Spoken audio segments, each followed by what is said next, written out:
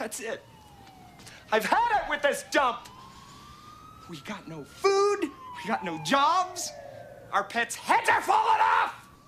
Welcome back to Thinking Critical. This is Wes, and in today's video, I'm going to cover the exit of IDW Media Holdings CEO Kerry McCluggage after the company posted a $36 million loss for fiscal year 2018. These are significant developments for the comic book industry, as IDW Publishing is the fourth largest publisher in the North American market with just under 4% market share. IDW Media Holdings CEO Kerry McCluggage is leaving the company and will be replaced by his chairman and largest stockholder, Jonas, as the company's annual report shows a $36 million loss. McCluggage has been in his post since last July, when he replaced founder Ted Adams. McCluggage took the reins of the company during a particularly challenging period. The company has been battling losses as it invests in TV programming and faces tough conditions for its publishing company. It borrowed $28 million from Jonas last December, and the reasons are now very clear. The company released its delayed final annual report for the fiscal year ended October 31 today, which shows a loss of $36 million for the year, including a loss of $28.8 million in its fiscal fourth quarter alone. Losses were concentrated in the entertainment segment, which lost $21.8 million from operations for the year. IDW's publishing operations lost $823,000 in its fiscal fourth quarter, roughly the same as they lost in quarter three, and $3.4 million for the fiscal year, $343,000 more than they lost in 2017.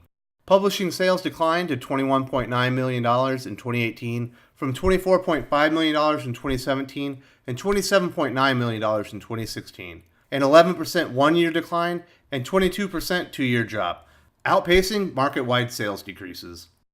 Fourth quarter sales were down 14%, so the sales declines were not lessening through the year. The biggest factor cited for the sales decline continued to be industry cyclical downward pressure driven by market leaders. In addition to the operating losses, the company took a $9.9 million provision for income taxes, which brought the total loss to that eye-popping $36 million number. There is further upheaval in the company. In the publishing division, there was turnover at the top as former CCO Chris Real, who'd left IDW last April, returned as president in December, and longtime president Greg Goldstein left the company. The amount of executive turnover, compounded with the enormous amount of loss, doesn't paint a picture of corporate stability. Chris Real originally exited the CCO position after 14 years with the company due to the Aubrey Sitterson 9/11 controversy. Sitterson, then writer of the G.I. Joe series, tweeted, "Oh good, it's self-centered national tragedy remembrance from people who weren't even anywhere near New York City Day," on September 11, 2017. This caused a firestorm in the Joe's community, and Real's insistence to not address the situation led to his departure. After his exit, he disparaged IDW customers as idiots during an interview with The Beat. Where does all this leave the people and companies doing business with IDW Publishing, the part of the company which most affects comic readers? There are no signs of any impact of this turmoil on IDW's publishing operations, which to date are continuing as they have in the past.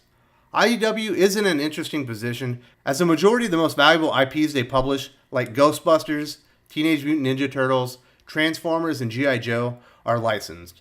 They are left trying to cash in on the current comics, movie, and TV boom with their own lesser-known properties, with a significant amount of program moving toward release, including October Faction, Winona Earp Seasons 4 and 5, V-Wars, and Lock and Key.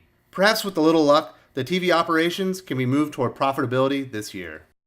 In any case, this is more bad news for a comic book industry that already looks to be in poor health after suffering further market contraction in 2018 in units shipped and dollars sold. While there are no indications the company is insolvent, they wouldn't have looked to their primary shareholder for a $28 million loan if it was available to them in the banking market at a reasonable rate.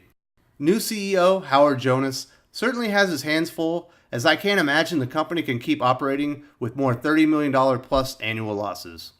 Of course, these are just my takes. What are yours? Do you think IDW is in danger of going under? Will this have any effects on the comic market in the near future? Will the upcoming slate of IDW TV offerings turn their financial ills around? Please let me know your thoughts in the comments.